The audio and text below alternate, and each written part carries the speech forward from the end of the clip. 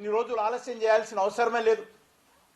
గత సంవత్సరమే దీనికి సంబంధించినటువంటి టెండర్ల ప్రక్రియ పూర్తి చేయడానికి అన్ని రకాలుగా అనుమతులు ఉన్నాయి. చివరి అనుమతులు ఒరిస్సా ప్రభుత్వం నుంచి నేను స్వయంగా ఇప్పించాను. అనేక రివ్యూ మీటింగుల్లో స్వయంగా నేను సింగరేణికి సంబంధించినటువంటి అధికారులతో మాట్లాడాను. కానీ చివరకు ఈరోజు ఈ యొక్క కోల్ బ్లాక్ సంబంధించినటువంటి టెండర్లు వచ్చిన తర్వాత మళ్ళీ ఈరోజు అది రద్దు కావడము, అనేక రకాల అక్రమాలు, అవినీతి జరిగిందనేటువంటి వార్తలు రావడము, నిజంగా ఇది సింగరేణి కార్మికుల పట్ల, సింగరేణి పట్ల అన్యాయం చేస్తా ఉన్నారనే విషయాన్ని సందర్భంగా మనం చేస్తున్నాం. నైని కోల్ బ్లాక్ సంబంధించి ఎండిఓ నియమించాల్సి ఉంది.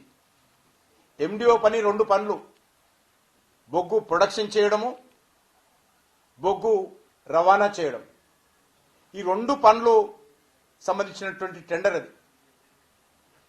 దానికి సైట్ విజిట్ సర్టిఫికెట్ అనేటువంటి ఒక కొత్త నిబంధన, అది సింగరేణి ఇవ్వాలా.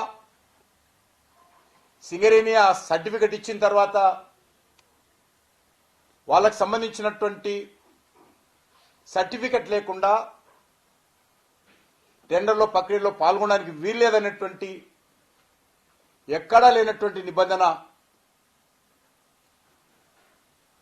నైని కోల్ బ్లాక్ విషయంలో మరి సింగరేణి యాజమాన్యము రాష్ట్ర ప్రభుత్వ పెద్దల ఆదేశాలతో పెట్టారనే విషయం మనకు అర్థమవుతా ఉంది. ఇప్పటి కూడా అనేక కోల్ బ్లాక్స్ లో కూడా సైట్ విజిట్ చేయాలనేటువంటి నిబంధన ఉన్నది. కానీ సెల్ఫ్ డిక్లరేషన్ ఎందుకు అంటే, కోల్ బ్లాక్ చూడకుండా, ఎక్కడుందో తెలియకుండా, దానికి ట్రాన్స్పోర్ట్ ఉందా, క్లియరెన్సెస్ ఉన్నాయా, కనెక్టివిటీ ఉందా తెలియకుండా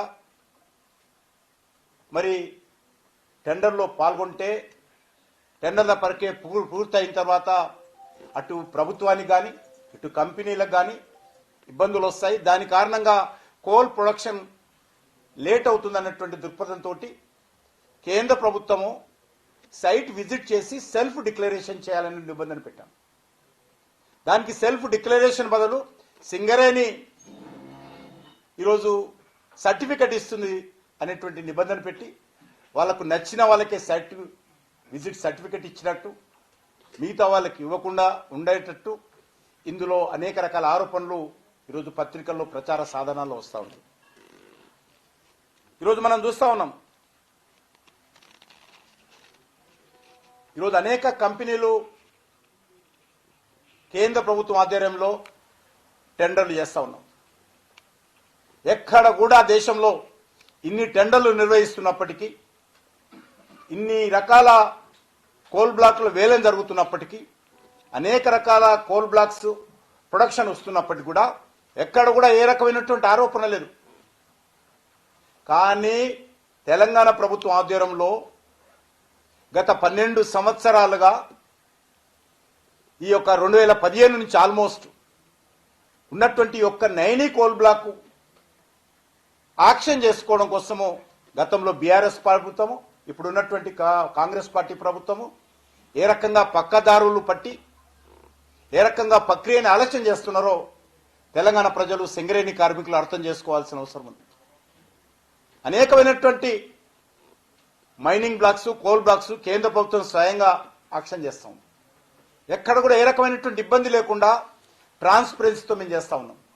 మరి వీళ్ళ చేతిలో ఒక్క బ్లాక్ పెడితే ఏ రకమైనటువంటి సమస్యలు సృష్టి